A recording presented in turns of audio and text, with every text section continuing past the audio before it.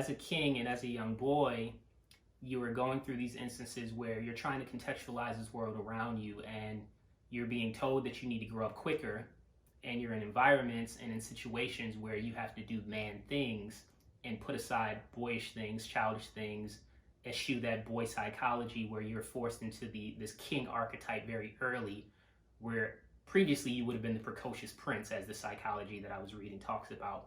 So you get this instance where you're forced into something. Again, that responsibility, that weight on your shoulders. So even here, the shoulders are more slung forward because the posturing of a king is kind of tough. You can posture and hold your head high, but also that weight is on your shoulders. You are leaned in. You're being harnessed or hunkered down, that is, by this responsibility and this duty. When back to the Jay-Z lyric itself and the idea that America's questioning, since when has this happened? How could you possibly be the apple of America's obsession, you nappy-headed boy from the projects? We placed you in a position where you couldn't possibly rise above your circumstances.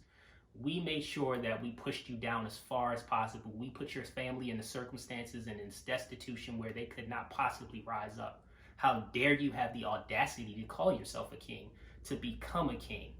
I think about the idea in I believe it's Buddhism, or at least with the Dalai Lama, where the next Dalai Lama, sometimes as a child, they do a test to see if the next Dalai Lama recognizes things from the ancestral Dalai Lama lineage. And I don't know a lot about this story, so forgive me if I'm not speaking about it with complete academic knowledge.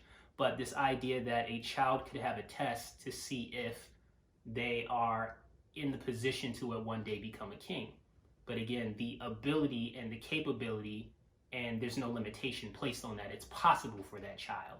This is about the realm of possibility, and this is about America defining for Black men what is the realm of the possible, what is the art of the possible. If you can't create this life for yourself because there are barriers erected so that you can't create this life for yourself, and at every turn they want to literally diagnose you as crazy for the idea that you want to become a king, that you know that you have been born to be a king, to know that your destiny is the road laid ahead for a king. Since when did Black men become kings? Quite frankly, it's always been in our DNA. We've always been royal.